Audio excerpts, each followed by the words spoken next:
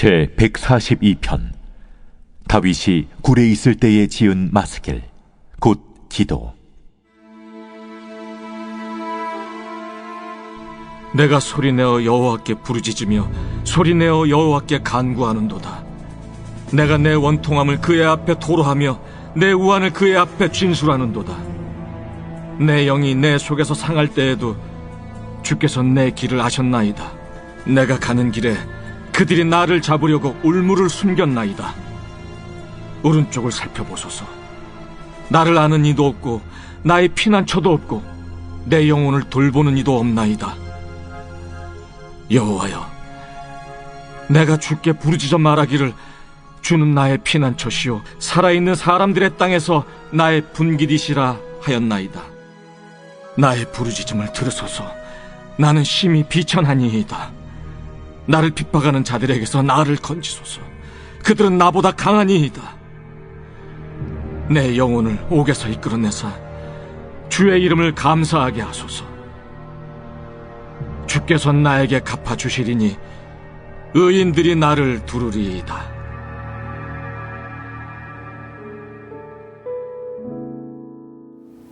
새벽 영성 기도 시간입니다. 오늘은 시편 142편 말씀을 함께 나누겠습니다. 시편 142편은 다윗이 사울에게 쫓겼을 때 지은 시입니다. 다윗은 사울의 시기로 인해서 여기저기로 피해야만 했습니다. 그 광활한 광야에서 다윗은 계속해서 도망해야만 했습니다. 그리고 그 중에서도 굴에 숨었을 때 지은 시가 바로 시편 142편입니다. 우리는 이 시편 속에서 다윗이 굴에 있을 때 얼마나 간절히 하나님을 찾았는지 보게 됩니다. 다윗은 사무엘 선지자로부터 기름 부음 받았습니다. 하지만 10년 동안 광야에서 계속해서 지내야만 했습니다. 왜 그는 기름 부음을 받았음에도 불구하고 이러한 어려운 시기를 보내야 했을까요? 하나님께서는 어떤 사람을 큰 사람으로 만드시려고 하실 때마다 늘 먼저 사람을 철저하게 깨뜨리십니다. 시험에는 테스트와 템테이션이 있습니다. 테스트는 성장을 위한 시험입니다. 반면에 템테이션은 넘어뜨리기 위한 유혹, 그러한 시험입니다. 하나님은 하나님의 사람들을 성장케 하시려고 테스트, 시험을 허락하십니다. 야곱을 생각해 보십시오. 그는 날이 새도록 씨름했습니다. 하나님께서는 야곱을 이스라엘로 부르시기 전에 그의 허벅지 관절을 쳐서 어긋나게 만드셨습니다. 야곱은 씨름을 하느라 힘이 완전히 다 빠져버렸습니다.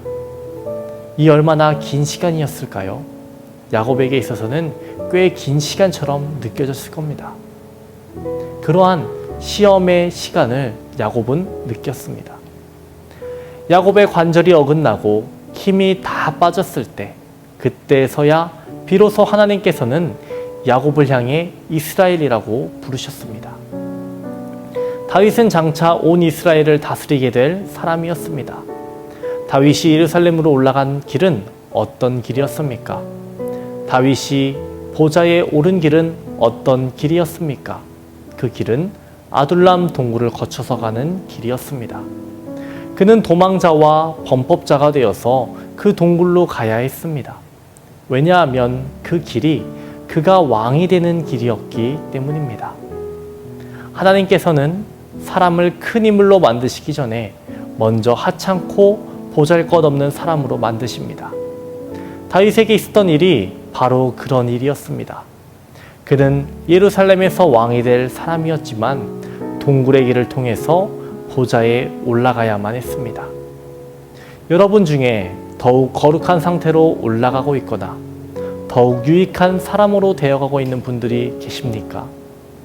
여러분이 동굴의 길을 거쳐가야 한다는 것을 이상하게 여기지 마시길 바랍니다. 하나님은 고난의 길 가운데서도 기도를 가르치셨습니다. 아브라함에게도 그렇게 하셨고 야곱에게도 그렇게 하셨고 다윗에게도 그렇게 하셨습니다. 하나님은 그들을 시험하셨고 그들에게 기도를 가르치셨고 그들을 성장하게 하셨습니다. 하나님께서 아브라함에게 이삭을 바치라고 하셨습니다. 아브라함이 이삭과 함께 모리아 땅에 갔습니다. 그리고 제3일에 이러한 모습을 보입니다. 창세기 22장 4절 말씀입니다. 제3일에 아브라함이 눈을 들어 그곳을 멀리 바라본지라. 성경에서 눈을 들어라는 의미는 기도한다라는 의미가 있습니다. 다른 성경 본문에서도 같은 의미를 가지고 있습니다. 창세기 19장 27절 28절을 보면 아브라함이 아침에 일찍 소돔과 고모라와 그 온 지역을 향하여 눈을 들었다라고 말하고 있습니다.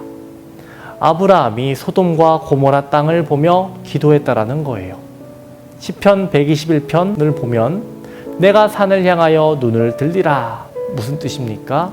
기도했다라는 겁니다. 하나님은 아브라함으로 하여금 고난의 길을 걷게 하셨고 그 속에서 기도하게 만드셨습니다. 오늘 본문을 보면 다윗의 간절한 기도를 볼 수 있습니다. 1절을 읽어보겠습니다. 내가 소리내어 여호와께 부르짖으며 소리내어 여호와께 간구하는도다. 5절을 보실게요. 여호와여 내가 주께 부르짖어 말하기를 주는 나의 피난처시요 살아있는 사람들의 땅에서 나의 분길이시라 하였나이다. 6절도 보겠습니다. 나의 부르짖음을 들으소서 나는 심히 비천하니이다. 나를 핍박하는 자들에게서 나를 건지소서 그들은 나보다 강하니이다. 다윗은 3차례나 주님께 부르짖었습니다. 하나님은 고난의 동굴 속에서 간절한 기도를 가르치신 겁니다. 또한 하나님은 이 고난의 동굴 속에서 홀로 서게 만드셨습니다. 4절에 오른쪽을 살펴보소서 나를 아는 이도 없고 나의 피난처도 없고 내 영혼을 돌보는 이도 없나이다 라고 말합니다. 다윗은 말하는 겁니다. 제 옆에는 아무도 없습니다. 아무도 저를 도울 수 없습니다. 다시 야곱을 생각해 보겠습니다. 야곱이 형님 에서를 만날 때 모든 무리들을 다 보내고 홀로 야복 강가에 남았습니다. 그곳에서 천사와 씨름했습니다. 여기서 중요한 것은 홀로 있었다라는 겁니다. 하나님은 그가 혼자 있을 때 그를 찾아오셨고 그를 다시 서게 하셨습니다. 마틴 루터의 종교개혁을 생각해 보십시오. 마틴 루터가 가톨릭 사제의 신분을 벗어던지고 걸어 나온 것은 굉장히 놀라운 일이었습니다. 그의 주위에 있는 많은 선한 사람들이 그에게 이렇게 충고했습니다. 루터여, 조용히 해야 합니다. 당신이 입을 다물지 않으면 당신은 화형을 당할 겁니다. 우리는 모두 이 로마 카톨릭 교회 안에서 조용히 머물러 있읍시다. 비록 우리가 더러운 오물을 많이 삼켜야 할지라도 말입니다. 그럼에도 불구하고 루터는 자신이 적그리스도를 쳐부수고 하나님의 순수한 복음을 선포해야 한다는 것을 알고 있었습니다. 비록 수많은 마귀들이 그를 공격했지만 그는 하나님의 진리를 위해 홀로 섰습니다. 마틴 루터는 이 고난의 길을 걸었고 바르트부르크 성에 숨어서 성경을 번역하게 됐습니다. 그는 교황 앞에서도 진리의 말씀을 굽히지 않았습니다. 그러나 더 무서운 것은 그가 홀로 있을 때였습니다. 그가 바르트부르크 성에 있을 때 그 안에서 얼마나 힘들었는지, 그가 성경을 번역하던 방의 벽과 기둥에는 지금까지 잉크 자국이 남아 있다라고 합니다. 그에게는 이 괴로운 운동 생활 중 차라리 교황과 타협하여 좋은 자리를 얻고 편안하게 사는 것이 낫겠다라는 유혹이 그의 마음속에 여러 차례 생겼다라고 합니다. 그때마다 루터는 사탄아 물러가라 라고 외치며 잉크병을 벽이나 기둥에 던졌다라고 해요. 오늘 다윗의 동굴, 다윗의 시련을 살펴보았습니다. 그 속에서 우리는 다윗이 기도를 배웠음을 보게 되고 홀로 서서 주님을 의지해야 했음을 배우게 됩니다. 하나님께서는 우리를 사랑하시고 우리를 성장시키십니다. 하지만 그렇게 하시기 위해서는 우리에게 시험이 분명히 찾아온다는 겁니다.